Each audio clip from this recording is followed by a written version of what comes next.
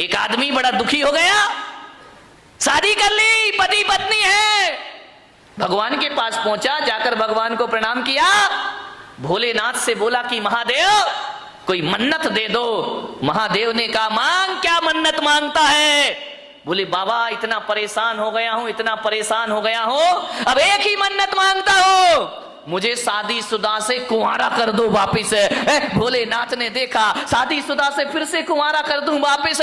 भोलेनाथ ने कहा निकल यहां से बाहर। अरे बोले बाबा ये कैसी बात है कि आप मुझे बाहर निकाल रहे हो, मेरी मन्नत पूरी करो। भोलेनाथ ने कहा कि मैं मन्नत तो पूरी कर दूंगा, लेकिन पागल है तू, मन्नत नहीं तू जन्नत मांग रहा है, जन्नत में तुझे शादीशुदा को कुंवारा कर दो, ये मन्नत नहीं ये जन्नत की डिमांड हुआ। ध्यान रखना तुम्हारा घर जन्नत बन सकता है, इसमें कोई भी डाउट नहीं है। थोड़ी सी समझदारी अपने अंदर रखिए, समझदारी आ गई तो घर को जन्नत बनने में ज्यादा देर नहीं लगा करती है। ध्यान रखें। मान्यवर आपसे निवेदन है, बड़ा परिवार था, सुखी था, आज छोटा परिवार है, दुखी है, एक ही बेटा है। अब बोलो भाई साहब प्रवचन में क्यों नहीं आते? क्या करें महाराज, दुकान जाना पड़ता है, दुकान खोलना पड़ता है, बेटे को बिठा, बेटा पूना में पड़ता है। अब बताओ, अब आपका एक ही लड़का, मुझे तो अपना भविष्य खतरे में दिखाई देता, तुम्हारा दिखाई दे या नहीं दे, आपका एक ही बेटा है। मैं बच्चे को ये नहीं कह सकता तू सन्यास ले ले, बच्चे को मैं ये नहीं कहता तू दीक्षा ले ले। अब किसे सन्यास देंगे? तुम्हारा सहारा तो एक ही है। पहले 4 बच्चे होते थे, 5 बच्चे होते थे, एक बच्चा दुकान संभाल लेता था, पिताजी समाज संभाल लिया करते थे, कोई मंदिर संभाल लिया करता था। अब तो हमारे यहाँ संभालने वाला कोई नहीं, अब तो घर नौकरों के हवाले हमारे हो गए हैं, और दुकान जो हो गई है वह पार्टनरशिप में चला करती है। घर के बच्चे ही नहीं है, बहुत बड़ी बड़ी फैक्ट्री बन जाती है, और बच्चा अमेरिका में जाके पढ़ता है, वापिस लौट के नहीं आता, बाप बेचारा यहां रोता है, इस करोड़ों की फैक्ट्री का उत्तराधिकारी कौन हो? समस्याएं बहुत ज्यादा हो गई हैं एकल परिवार से। संयुक्त परिवार सुखी परिवार। ध्यान रखिए मान्यवर। क्रोध ज्यादा बढ़ गया, कलह ज्यादा हो गई, अब लड़ने की तो आदमी की आदत है। अब घर में यदि कोई मेंबर ही नहीं है, एक ही बचा है, तो झगड़ा तो फिर उसी से होगा। ध्यान रखिए मान्यवर। कलह बढ़ गई हमारे घरों में, ऐसे बात करते हैं किसी से जैसे उस पर कोई एहसान कर रहे हो, जवाब नहीं दिए जाते हैं। हालात ये हो गए हैं कि पति बेचारा थका हारा घर पहुंचता है, आवाज लगाता है कि सुनती है, एक गिलास पानी लाके दे दे, प्यास लगी है बहुत। अब पत्नी क्या बोलती है, देख नहीं रहे, मैं सीरियल देख रही हूँ, टीवी देख रही हूँ, ऐसा करो जाके चुपचाप पानी पी लो, और हो सके तो एक गिलास मेरे लिए भी ले आए। हालात बहुत खराब है घरों के, स्थितियां भी। तुम तो पी लो, और हो सके तो एक गिलास मेरे लिए भी पानी लेकर आ जाए। यही चल रहा है ना घर में। शर्माओ मत, देखो सही बताओ जो कुछ चल रहा है। मैं कोई प्रवचन कोई आकाश से उतर के तो आते नहीं है। एक महिला ने पूछा, महाराज एक बात बताओ, तुम्हारी शादी हुई? मैंने कहा मेरी तो शादी नहीं हुई है। बोले आपका परिवार था? मैंने कहा मेरा तो कुछ भी नहीं है। बोले कब दीक्षा ले ली? मैंने कहा बहुत छोटी सी उम्र में दीक्षा ले ली। तो बोले आप एक बात बताओ, तुमने शादी करी नहीं, तुम्हारे बच्चे हैं नहीं, तुम्हारी बीवी है नहीं है, फिर एक बात बताओ महाराज, ये तुम्हें घर की बातें कहां से पता चलती हैं? ये घर गृहस्थी की बातें कहां से जान लेते हो? अरे मैंने कहा मैं कहां जानता हूं। तो बोले आप इतनी बातें बोलते हो, इतना उदाहरण घर गृहस्थी के देते हो, ये बताओ महाराज तुमने ये सीखा कहां से?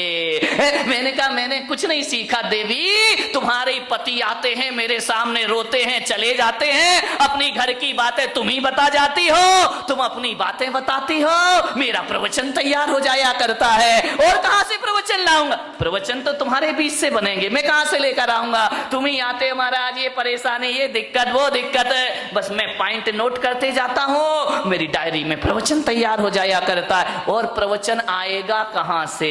समाज की बातें समाज के बीच रखना पड़ती हैं। आपको उसी भाषा में समझाया जा सकता है, आपको शास्त्रों की भाषा में समझ में आने वाला नहीं है। उदाहरण भी वही दिए जाते हैं जिसमें आप सुबह शाम जिया करते हैं। ध्यान रखना, ये दिल की बातें दिल तक पहुंच जाया करती हैं, वरना ज्ञान की बातें एक कान से सुनो और दूसरे कान से निकल जाती हैं। ध्यान रखिए, बड़े परेशान हैं लोग, बहुत हैरान हैं लोग, क्रोध से परेशान हैं।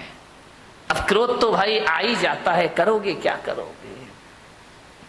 लाख कोशिश करो, क्रोध तो आ ही जा। जहां चार बर्तन होते हैं वहां खटपट तो बोलो होगी, आगे भी। तो मेरा गला क्यों फड़वा रहे मेरे भाई? ध्यान रखिए। अरे चार बर्तन है वहां खटपट तो, अरे लड़ाई कहां नहीं होती है?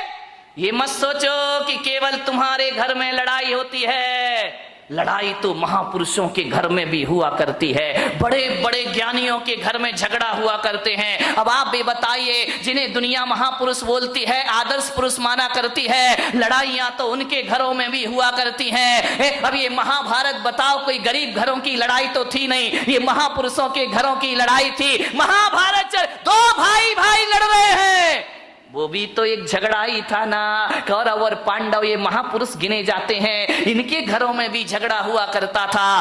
रामायण में सिंहासन को लेकर के झगड़ा हो गया, राम के घर में भी झगड़े होते हैं, दुर्योधन के घर में झगड़े हुआ करते हैं, युधिष्ठिर के घर में झगड़े हुआ करते हैं। झगड़ा कहां नहीं होता मेरे भाई? भरत बाहुबली का ये झगड़ा नहीं तो क्या था? ये भी तो एक झगड़ा था। ये मोक्षगामी लोग, ये सम्यक दृष्टि लोग, यहां इनके घरों में भी झगड़े होते थे और बड़े आदमियों के घरों में भी झगड़े होते हैं। मुकेश अंबानी, अनिल अंबानी, ये झगड़ा नहीं तो क्या पेस्टीज रगड़ा है? विचार करिए, झगड़ा तो इनके घर में अभी।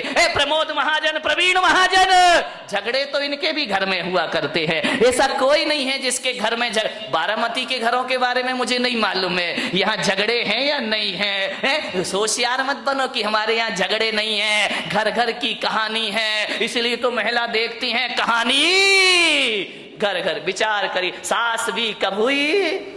नहीं, वो बहू थी बेचारी, पहले भी बहू थी और आज भी बहू है, वो सास बनने का मौका ही कहां मिला है उसको।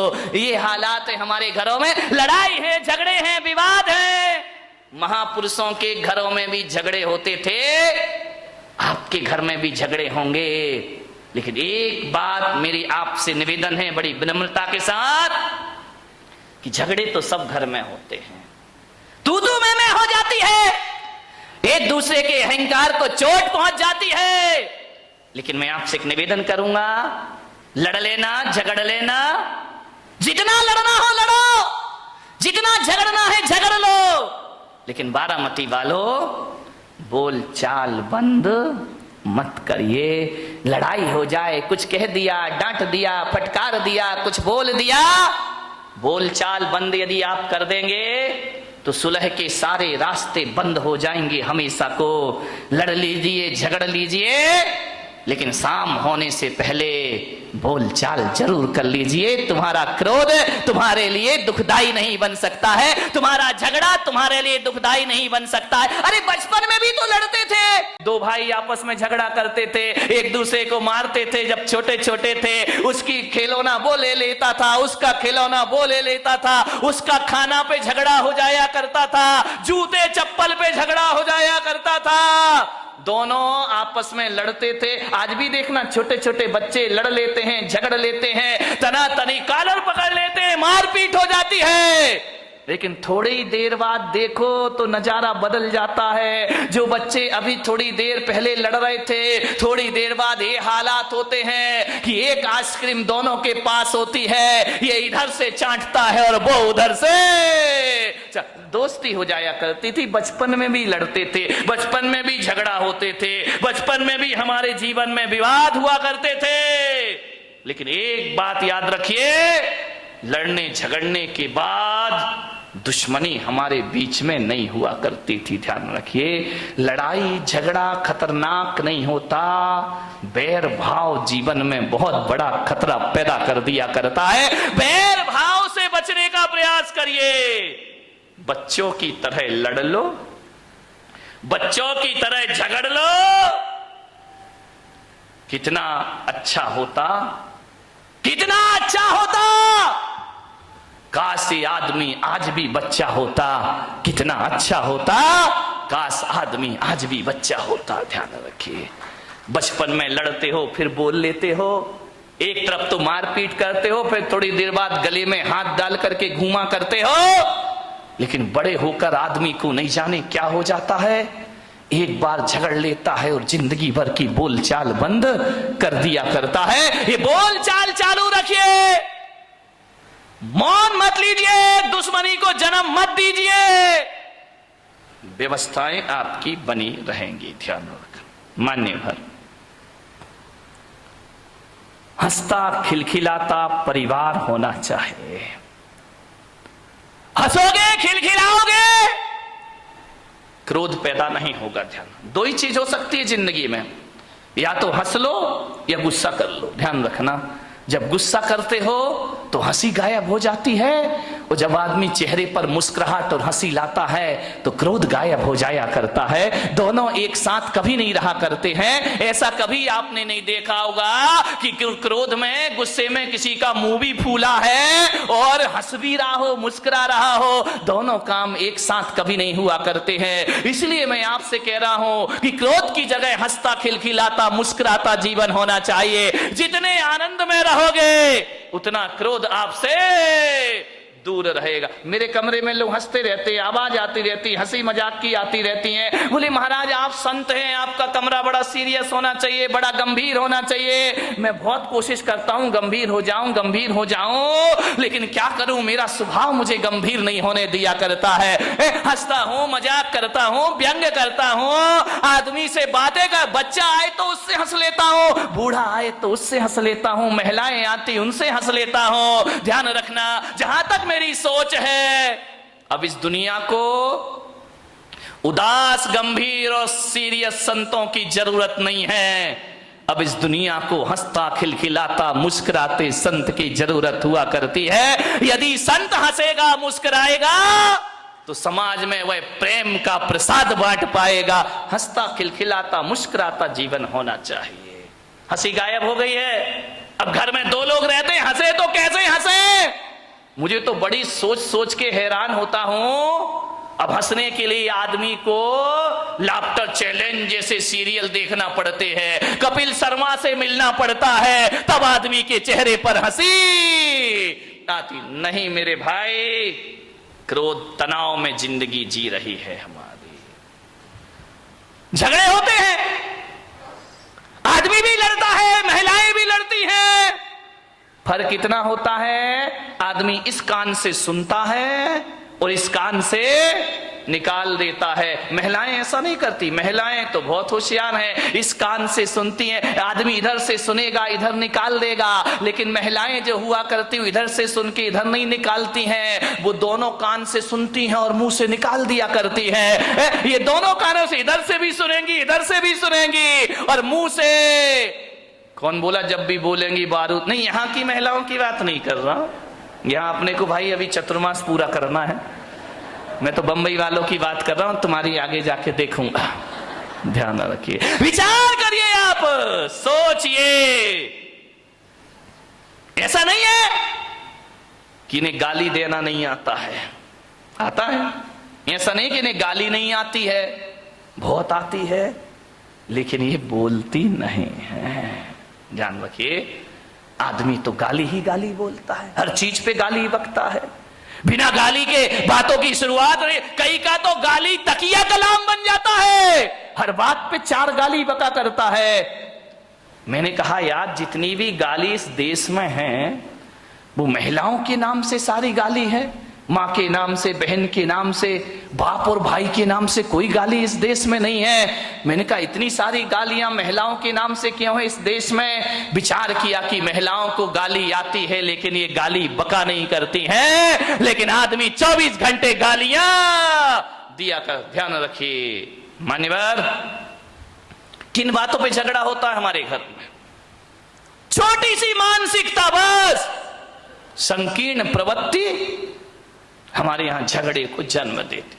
हकीकत बताऊं, जीवन में 90% झगड़े फिजूल के हैं। देखना, कोई सिर पैर नहीं उन बातों का, कोई दम नहीं, कोई सेंस नहीं उन बातों में। जिन बातों में आदमी झगड़ पड़ता है, लड़ लेता है, मारपीट शुरू हो जाती है, दुश्मनी का चंद ठिकरों के लिए आदमी लड़ता है। मान्यवर, आप यदि क्रोध करने के बाद यदि शांत हो जाएं और एकांत में बैठकर सोचें, यार मैंने जो झगड़ा किया है ये लड़ने जैसी बात थी या नहीं थी, तो 90% बातें ऐसी हैं जिनका कोई वजूद नहीं हुआ करता है, उसमें आदमी झगड़ा कर लिया करता है। थोड़ी सी गलतफहमी आ गई, आदमी झगड़ा कर लेता है। थोड़ी सी शंका आ गई, आदमी झगड़ा कर लिया करता है। फिजूल की बातों में झगड़ा है। मेरा एक जगह चातुर्मास हो रहा था, और चातुर्मास में संत निवास के बाजू में एक बहुत बड़ा मकान था। सुबह सुबह हम लोग पाठ कर रहे, भगवान का भजन कर रहे हैं, झगड़े की आवाज आने लगी। अरे मैंने कहा भाई ये झगड़ा कौन कर रहा सुबह सुबह? मेरे साथ लड़के थे, मैंने कहा जरा देखो किसी ने टीवी चालू कर दिया है क्या? बोले महाराज झांक करके देखा तो बोले टीवी नहीं है, ये तो लाइव चल रहा है। मैंने कहा मतलब क्या है? बोले डायरेक्ट झगड़ा हो रहा है। मैं गया, मैंने खिड़की से झांका, दो पति पत्नी आपस में लड़ रहे, इतना लड़ रहे हैं कि लड़ते लड़ते कमरे से बाहर निकल आए, आंगन में आ गए। एक के हाथ में बेलन है, एक के हाथ में कौन बोला चिमटा है। चले ऐसे तुम लोग तैयार रहते हो बोलने के लिए। दोनों लड़ते झगड़ते बाहर आ गए, झगड़ा हो रहा। मैंने कहा इधर आओ। अरे बोले महाराज, मुझे देखा, झगड़े में थोड़ा सा ब्रेक लग गया। अरे बोले महाराज देख रहे हैं। मैंने कहा इधर आओ, ये सुबह सुबह भगवान के भजन करने का टाइम है, प्रभु के स्मरण करने का टाइम है, वो तुम सुबह सुबह पति पत्नी आपस में झगड़ा कर रहे, कोई तरीका है जिंदगी जीने का? अरे बोले महाराज हो गया, झगड़ा हो गया। मैंने कहा किस बात का झगड़ा है मुझे बताओ, मैं फैसला करूं। बोले महाराज फैसले वाले का कोई बात ही नहीं है, तुम इनका लड़काए को रहे हो। बोले महाराज जब पूछ रहे हो तो हम बताते हैं, झगड़ा हमारा 12 बजे रात से चल रहा है। अरे मैंने कहा कमाल कर दिया, पति पत्नी दोनों हैं, 12 बजे रात से झगड़ा चल रहा। मैंने कहा किस बात का झगड़ा चल रहा है? बोले कुछ नहीं महाराज, आज नींद नहीं आ रही थी हम दोनों को। तो बोले क्या करे? बोले टीवी भी नहीं चल रही, लाइट भी नहीं थी। तो मैंने कहा क्या किया तुमने? बोले बस लेटा लेटा मेरे मुंह से इतना निकल गया कि मैं अपने बेटे को डॉक्टर बनाऊंगा। पत्नी ने सुना, खबरदार तुम्हारा बेटा डॉक्टर नहीं बनेगा, तुम्हारा बेटा इंजीनियर बनेगा।